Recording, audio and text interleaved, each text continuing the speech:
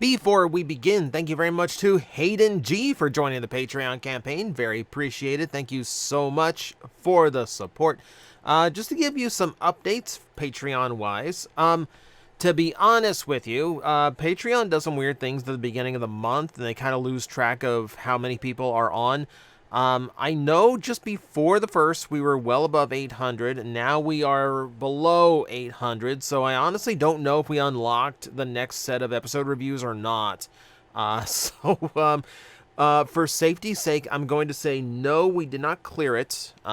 I will have to pay better attention next month, which is fine because I'm way behind on Prime reviews. I'm still catching up from MetroCon. Just the act of me leaving for a few days, and then everything with getting my car fixed has been it's been an event. But hopefully we'll be back up to speed. Hopefully this week we'll start getting Prime reviews out. We'll start talking Earthspark's final bulk of episodes. We got a lot coming up. I got some weird things coming up this week too. That'll hopefully you'll enjoy.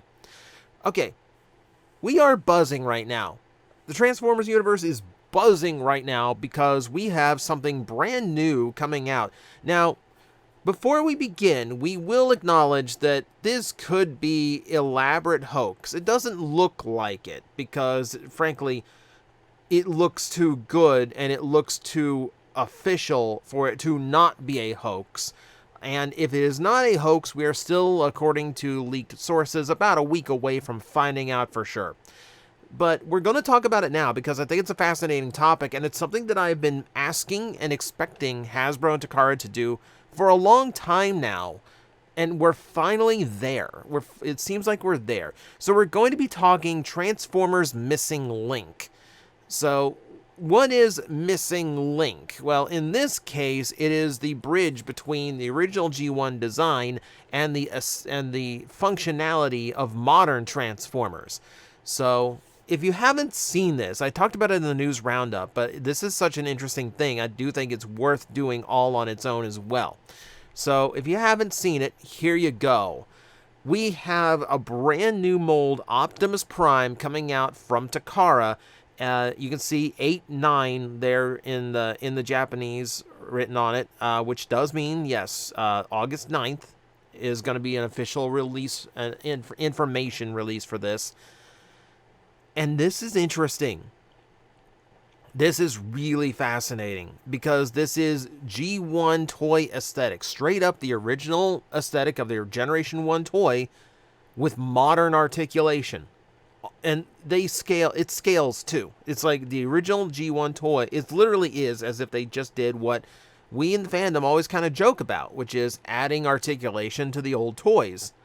That seems to be what's going on here. But it's not even that. There's a step beyond that as well because they've also shored up the engineering a lot. This Optimus Prime does not have plug-on hands. You see his windshield, or you see his windshield, jeez. You see his headlights in the front. There's no hole in there to plug the fists into.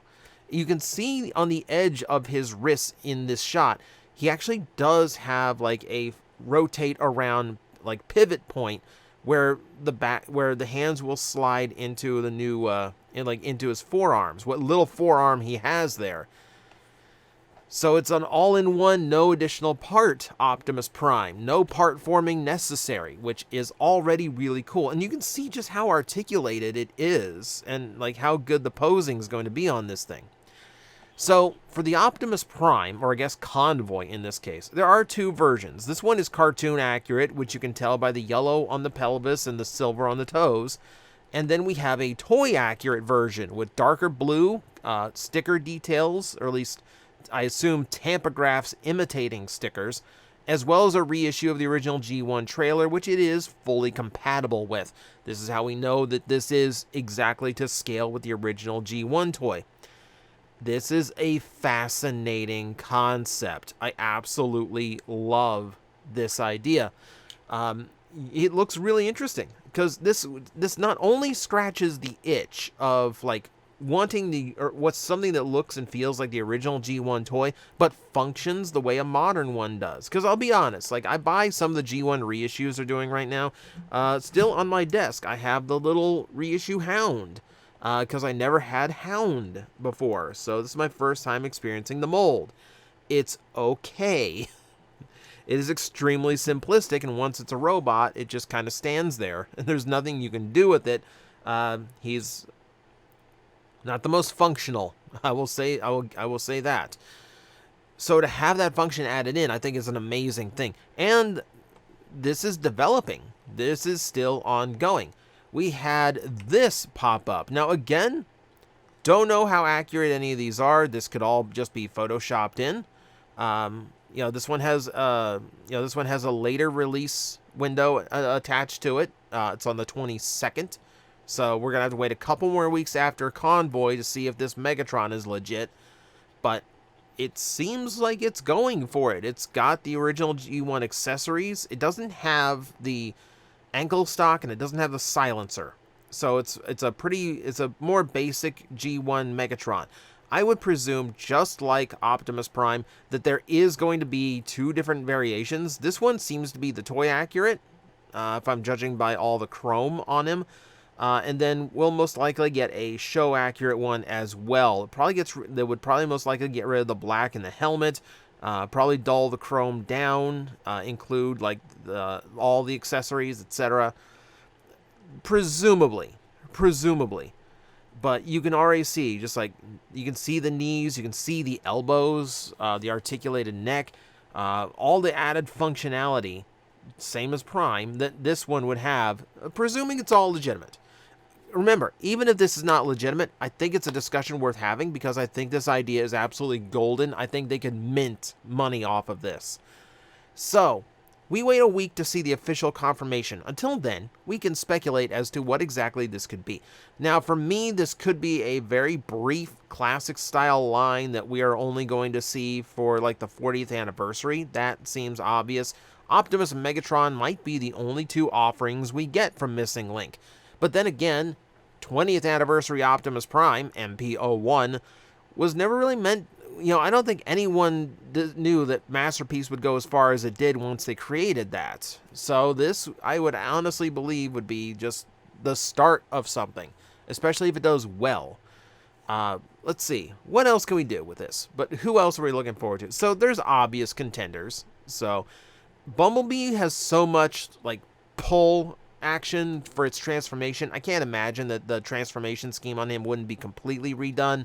If you've got knees and hip joints to worry about on the G1 Bumblebee, you certainly don't want to have to rip the legs in order to transform it. So it's probably going to be like a double fold mechanic, like a lot of modern things would be. But Minibot's obvious. Bumblebee, very, very obvious. And he wouldn't be that hard to add articulation to, really. It's just a matter of how you make his engineering solid. That's not too much. That's not too bad. Who else we got candidates? Prowl and the Datsuns. That's pretty obvious. So this was kind of like covered just like your general run of Autobot cars, right? So, honestly, like, outside of articulation, the way that the old Datsun mold transforms really isn't that different from how a lot of current figures transform. I would absolutely be able to see that as just like add hips and knees, improve the shoulder range. It's already got elbows thanks to how it transforms. This is a very doable one. Absolutely doable. And because it is the Datsun, they're going to get a repaint and a remold out of it. That would not shock me in the least. But even looking to just basic cars, like Sideswipe would be great to do. Again, that wouldn't be too hard to add as functionality. Ones that come to mind for me are ones like Trax. So, like, if they redo Trax, because the original G1 toy is a little bit infamous for how weak its sliding joints and its legs get, it's very, very easy for that toy to start collapsing under its own weight and not being able to, like, stay fully standing up in robot mode. So this is an opportunity to give us these G1 toys with a lot more modern and a lot more solid engineering that isn't going to go through the ravages of time the way that those toys had. So that's going to provide a great alternative. What about something like Starscream? Now, they've tried this in the past of creating a Starscream with no part forming or nothing. That's how we got the Robot Masters mold. And to be honest with you, the Robot Master Starscream, it's not the best. Not gonna lie, it's not the best. So this would present another challenge to them because, where do the hands come from? The way that this toy transforms, what do you do with the hands? The legs, the tail fin and the wings, you could figure out other ways of doing that. But for me, it just comes down to, like, where do those big oven mitts come from in this design? Now, obviously, if they're going to do Optimus and Megatron, the next route to go to is absolutely Starscream, if only for the obscene number of repaints and remolds they're going to get out of it. So you gotta do Starscream in this line, but how do you do it without part forming? And obviously there's plenty of Starscreams that don't part form now, but to keep the original aesthetic, it's gonna be challenging. And I'm really curious as to how they tackle that challenge. That's where I'm really, like, interested in how this toy line's actually going to function. Soundwave's another obvious one, being one of the biggest ones and one of the most popular characters. And again, adding articulation to him at that level would be simplistic, really. For a G1 toy, Soundwave already has very good articulation. He's got full elbows. He's got shoulders that go up and down, so making them universal shoulders would not be difficult. Neck rotates, hips rotate. The knees, you just open up the knees on the other side and they would have full motion. I mean, he's practically there already. With some modern joints instead, he would be sublime. What interests me more when it comes to Soundwave is, what do they do with the cassettes? I mean, an articulated Rumble and Frenzy, that's obvious, but do we get like Ratbat and Laserbeak with wings that can flap and with heads that can look around? Do we get a Ravage that isn't, like, two-dimensional? Do we get a Ravage who can actually splay its legs out and stand naturally and not constantly fall over on my shelf all the time? That's more cool to me, right? These are, like, basic, right? These are just, like, basic bits and basic steps as to what they will most likely do here.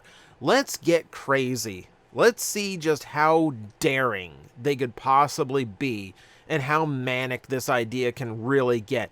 What if they do Ratchet and Ironhide and it just is straight up this design with way more articulation? You imagine how funny this toy would be if that head plate in the back was just on a swivel, so the plate is just looking left and right like a wobbly sign? I would laugh forever. And I would buy it. I would absolutely buy it. Now, keep in mind, I don't have the hatred of this toy that a lot of people do. I understand the limitations of it, and it's not the toy's fault that it's, inaccurate to the show. That's Sunbow's fault.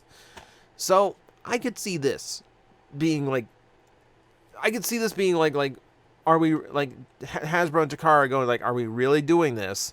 And then just making it, like, absolutely insane. Like, how do you even make waist articulation on this guy? His pelvis and torso is connected by 2 rods. It would be amazing. I want it. I want it so bad. How about a combiner? Like, can you actually add articulation to a G1 combiner and still make it look right? I mean, potentially, if Combiner Wars is anything to go by, like the will is there. This is an iffy one. This is a real iffy one for me. Like, how do you add universal shoulders when you have that style of connection point? Or do you completely change the connection point to allow that to actually work better? What about, like, elbows for the combiners? Like, how do you work those sideways legs into an elbow joint that is not going to sacrifice the toy? You could have, like, a big swivel that takes up the entirety of, like, the midsection of the toy and still have it independent from the legs so they could have hip and waist rotation. So that's a possibility. Now, these would be pretty extreme in engineering in order to make all that work, but I think it'd be great. I think people would flock to it. I don't know how you do Devastator, though, because Devastator's entire pelvis is just like a flat panel connecting 3 construction vehicles together. That one would be challenging. That would be challenging. I think a Scramble City is feasible. Constructicons, maybe not so much. There is a possibility to these toys that really excites me. And that is because there's so many. Look at the current reissue line from Hasbro. We've already done a video kind of discussing the future of reissues and acknowledging that there's very few molds that have actually survived this long and are still viable to make reissues from. So characters like Hound, who were barely in the 86 movie, is getting a toy release in the line devoted to the 86 movie. Whereas characters like, Cup, who has been reissued in the past, hasn't been seen, even though he's a much more important character in the film. So this presents an opportunity to remake toys that have lost molds. We know Mirage. The mold is completely gone. They cannot do a new Mirage release of any way, shape, or form. And there's other toys like that fill in the same gap, like Wheeljack. Wheeljack's mold is completely gone. That's why it's never been reissued. Or at least hasn't been reissued in eternity. I know it wasn't in Encore. I don't remember it was in the line before. Something in my head wants to say there was a reissue Wheeljack, but I might have just been looking at a knockoff. Regardless, they can't use it now. And they can't use Mirage, and there's plenty of these toys they can't use because the molds don't exist anymore. This fits the gap. This fills the need to be able to recreate these toys and not only avoid the engineering mistakes of the past. So he's not going to have this super breakable waist joint that he has in the original G1 toy, but you're also going to see you're also potentially going to see characters that you never thought you'd see in this aesthetic again. So we can't remake we can remake the original G1 toys, but to remake them the way that Missing Link would is going to be really special. That goes for Dinobots too. All 5 Dinobots are lost. They cannot reissue any of them. And this is where it kind of gets exciting for me to see, the toy accurate or cartoon accurate coming out potentially at the same time. Because a flat gray Grimlock with solid yellow instead of gold to emulate the cartoon, blue eyes instead of the black, he'd look incredibly different. They would look incredibly different from each other, and I think that is more interesting. So we get these G1 designs back with improved form because we can't get the original toys back. And of course, there's always going to be demand for the original toys the way they originally were, but I think this is still going to scratch enough of an itch that it's not going to be such a bother to people. What if they get really insane? What if they do the G1 toys that never came out? What if Missing Link actually does produce this god-awful RC? Which I shouldn't say. In G1 terms, this is actually not bad. It's, ironically enough, seems to be using the bulk better than any other RC toy in the modern day. But this is possible. What if they just lose their minds and go, let's do the RC? So even if you aren't into the Missing Link aesthetic, or even if you don't want their style of toy, you could still buy the Missing Link RC and drop it into your G1 collection, and it would look like she fits in with your 86 cast.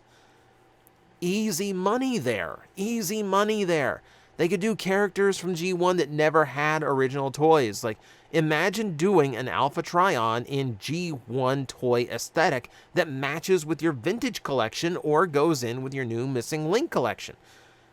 That would be insane to me, and it would be hilarious to me at the same time. Could the impossible happen? If this line goes over so well that this is actually like viable, that they could actually go to like the same way Classics led to like Universe, Generations, etc. Originally Classics was a one short run line just to kind of fill gap between the movie. Turned out so popular that it has spawned a toy line that is continuing to this day that includes, $200 gigantic robots.